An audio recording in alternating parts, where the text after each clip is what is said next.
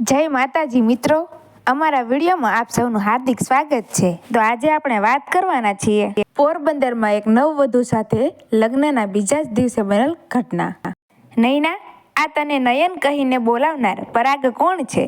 સવારના 10ના ટકોરા થયા નીતિન એની રોજની ટેવ મુજબ શર્ટના બટન ભીડતો ભીડતો ડ્રોઈંગ રૂમમાં આવ્યો। નૈનાએ એની બ્રેકફાસ્ટ ચકાસીને તૈયાર રાખી હતી। બૂટ અને મોજા પણ સોફા પાસે મૂક્યા હતા। ધોયેલો સ્વચ્છ શ્વેત નેપકિન પણ બ્રેકફાસ્ટની બાજુમાં મૂક્યો। પરિણીત જીવનના છેલ્લા 10-12 વર્ષમાં આ એકધારી પ્રણાલિકા વહેતી આવી હતી। નીતિન રોજ સવારે નાસ્તો કરીને જતો, પછી બપોરે ઘેર આવતો જ નહીં, છેક સાંજે આવતો અને બેઉ સાથે જમતા। નીતિન બૂટની દોરી બાંધી રહ્યો હતો અને એટલામાં જ ફોનની ઘંટડી રણકી ઉઠી। નીતિને ફોન ઉઠાવ્યો। કોણ આપ? નીતિનના ચહેરા પર ભાવ બદલાયા। એના ચહેરા પર વિચિત્ર વળોએ સ્થાન લીધું, છતાં તેણે બૂમ મારી, નૈના, તારો ફોન છે? નૈના ઝડપથી દોડી આવી, પરંતુ નીતિને રિસીવરના માઉથપીસ પર હાથ દબાવી રાખતા પૂછ્યું, આ પરાગ કોણ છે?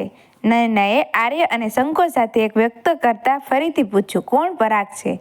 રિસીવરના માઉથપીસ પર હાથ દાબી રાખતા જ નીતિને ઠંડે કલેજે ઉમેર્યું, એ કહે છે કે નયનને આપો।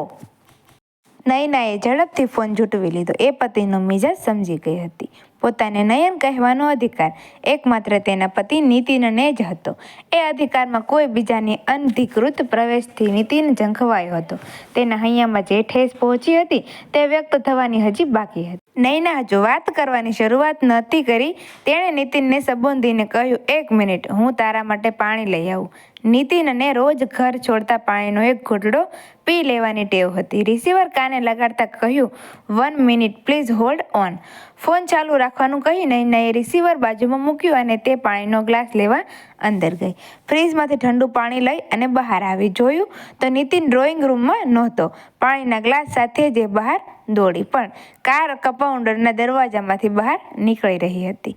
નૈનાના હૈયા પર જબરદસ્ત ઘા થયો। તેનું મન ખાટું થઈ ગયું, ભાંગી પડ્યું હોય એમ શિથિલતા અનુભવતી હતી। પાણીનો ગ્લાસ બાજુએ મૂકતા તેણે ફરીથી રિસીવર ઉપાડતા શરૂ કર્યું, બોલો, હું પરાગ। સામે છેડેથી અવાજ આવ્યો। હા, કેમ? નૈનાએ જરાયે આત્મીયતા દાખવ્યા વગર કંટાળો વ્યક્ત કરતા જવાબ આપ્યો, ઘણા સમય પછી અમદાવાદ આવ્યો અને ડિરેક્ટરીમાંથી નંબર શોધી કાઢ્યો। હોટલ કામમાં ઉતર્યો છું। સારું કર્યું, નૈના બોલી। એ જાણે છે કે કહેવા માંગતી હતી કે મારા ત્યાં ન આવ્યો એ સારું થયું। નૈનાના દિમાગમાંથી ગુસ્સો ઉતર્યો નહોતો। એ સમજતી હતી કે આ ફોનને કારણે જ તે તેના પતિ નીતિનને હૈયા પર ઠેસ વાગી હતી અને એ આમ ક્રુદ્ધ ચાલ્યા ગયા હતા। નયન, આજે તું કંઈ મૂડમાં નથી કે તબિયત સારી નથી? સામા છેડા પરથી પ્રશ્ન થયો। જે સમજવું હોય તે વાત જલ્દી પૂરી કરો। Oh, I am sorry, sorry for disturbing you, I am really sorry. બોલતા બોલતા પરાગનો ફોન મુકાઈ ગયો। ડાયલ ટોન નૈનાના કાનમાં ગાંજી રહ્યો, જાણે કે લાગણીના તંતુમાં તાર કોઈએ તોડી નાખતા હોય। ખારો ખારો સાગર એના કાનમાં ઘૂંઘવી રહ્યો। ફોન ચાલુ હતો ત્યાં સુધી તો ઠીક હતું, પણ કપાઈ ગયા બાદ જ તેને ધ્રાસકો પડ્યો। શું ખરેખર વાત કપાઈ ગઈ? માં, આમ તે શું કર્યું? આ મેં શું કર્યું? નૈનાએ હજુ રિસીવર પકડી જ રાખ્યું હતું। તેમાં માનવ અવાજના સ્પંદનો અવાજ નહીં, પણ જળ મશીનનો ઘૂંઘરાટ ગાંજતો હતો। એ નૈનાની મશ્કરી કરતો। રે મૂરખ, કેટલા વર્ષો બાદ તે પરાગનો સ્વર સાંભળ્યો હતો। કેટલા વર્ષો બાદ તું પરાગ જોડે વાત કરત? ક્યાં વાક્ષર? તે એને આમ હળદૂત કરી મૂક્યો। નૈના વલવલી ગઈ। તેણે રિસીવરને યથાવત મૂકી દીધું અને સોફા પર જ ફસડાઈ કરતા ભૂતકાળના ઓળા એના સ્મરણપટ પર તાજા કર્યા। અરે રે, પરાગ તો મારો કેટલા વર્ષનો દોસ્ત, નીતિન કરતાંય જૂનો। એક જમાનામાં નીતિનથી એ વધુ વહાલો હોય તેવી શું થઈ ગયું? તેણે મને નયન કહીને જ બોલાવવી જોઈએ। વળી મનોમન જ એણે સવાલ કર્યો, નાના, પણ એ તો કંઈ આજકાલનો મને થોડો નયન કહે છે, પહેલેથી જ એમ કહે છે। એ નયન બોલતો ત્યારે જ મને ગમતું હતું। નૈનાના ચહેરા સમક્ષ કેટલા ચિત્રો સ્પષ્ટ થઈ રહ્યા જ્યારે તે 18 વર્ષની હતી અને પરાગ માંડ 3-4 વર્ષનો હતો। પરાગ રોજ એના ઘેર રમવા દોડી આવતો અને નૈના પણ તેને ખૂબ રમાડતી। નૈના કોલેજમાં જાય ત્યારે એ આવજો કહેતો અને નયના પાછી આવે ત્યારે પરાગ તેની કાલી જબાનમાંથી પૂછતો, નયન, તું આવી ગઈ? નાનકડા પરાગ અને નયનની દોસ્તી ખૂબ જામી ગઈ હતી। નૈના તેને બહુ પજવતી, તેને હસાવતી, રડાવતી, દોડાવતી, ચેતરતી, સંતા કુકડી રમતી, ઢીંગલા ઢીંગલીની રમત બેઉ સાથે રમતા. નૈના ખોળામાં નાનકડા બાળકની જેમ બેસીને પરાગ થોડું પણ ખાઈ લેતો. કોઈક વાર નૈના સાથે બાથરૂમમાં ભરાઈને નાહી લેતો. નૈના સૂઈ ગઈ હોય ત્યારે પરાગ પણ દોડીને તેની સોડમાં ભરાઈ જતો. નૈના અને પરાગની આ મૈત્રી જોઈ સખીઓ કહેતી, આ પરાગની તો તું વહુ હોય એવું લાગે છે. બધા હસી પડતા. બધાને હસતા જોઈ પરાગ પણ હસતો. એની નિર્દોષતા જોઈ નયના પણ એને ઉંચકી લેતી, છુમ્મીઓથી એને નવડાવી નાખતી. ત્યારે પણ સખીઓ બોલી ઉઠતી, રે નૈના, એને બેડરૂમમાં લઈ જા, અમારી તો શરમ રાખ.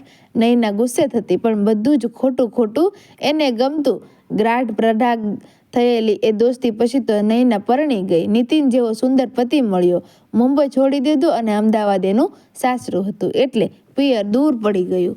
એથી એ વિશેષ એ ઠીક બદલાઈ હતી. દાંપત્ય જીવન સુખી પણ યથાવત હતું.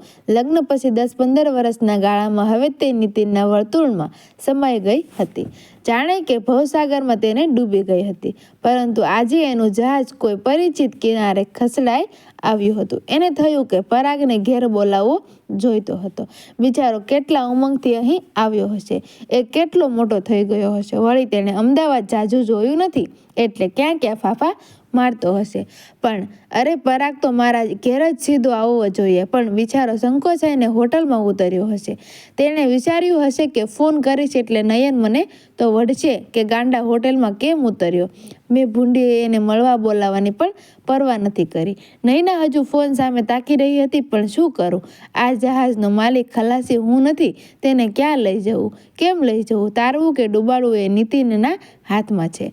હરેક સ્ત્રીની આ દશા છે, અને શાસ્ત્રો એ ધર્મ કહે છે, પણ પતિ સિવાય અન્ય કોઈ પુરુષનું હૃદયમાં સ્થાન શું ન હોઈ શકે. પરાગ તો મારો કંઈ પતિ નથી, પ્રેમી નથી, એ કંઈ જ નથી, અને છતાં એ ઘણું બધું છે. એ માનવી છે, હું માનવી છું. હું એને આ શા માટે મળી શકું? વળી તે મારાથી નાનો પણ છે. શું બધા જ સંબંધોને નામ આપવું જરૂરી છે? નામ વગરના પણ સંબંધ હોઈ શકે છે ને. હું તેને ન મળી શકું, શા માટે? નૈનાનું મન છગડોળે ચડ્યું. ફરી એકવાર પરાગને છાતી સરસો લઈ લેવાનું એને મન થયું. વાત્સલ્યનો એક તરફાડ હતો, અને એક લાંબો શ્વાસ લેતા નૈના ઊભી થઈ ગઈ. નીતિનને જે સમજવું હોય તે સમજે, એને જે કહેવું હોય તે કહે, પણ પરાગને તો હું ઘેર લઈ જ આવીશ, વિચારીને દ્રઢ નિર્ણય સાથે તે તૈયાર થઈ ગઈ. નૈનાએ યાદ આવ્યું કે એ જ્યારે શ્વેત સાડી પહેરતી ત્યારે પરાગ કહેતો, નયન, તું બહુ સરસ લાગે છે. આજે પણ નૈના શ્વેત વસ્ત્રો ધારણ કરી કામા હોટલ તરફ રવાના થઈ. રિસેપ્શન કાઉન્ટર પર પહોંચતા તેણે પરાગના રૂમ નંબર માટે પૂછ્યું. ત્યારે જવાબ મળ્યો, પરાગ મહેતા તો ગયા. ક્યાં ગયા? નૈનાને વ્રજઘાટ થયો. એ તો કંઈ ખબર નથી, પણ આજે સવારે જ આવ્યા હતા ને એકાએક હોટલ પણ છોડીને ચાલ્યા ગયા. એટલે કોઈ બીજું પણ સાથે હતું? હા, એમની સાથે તેમના પત્ની મિસિસ પરાગ મહેતા પણ હતા.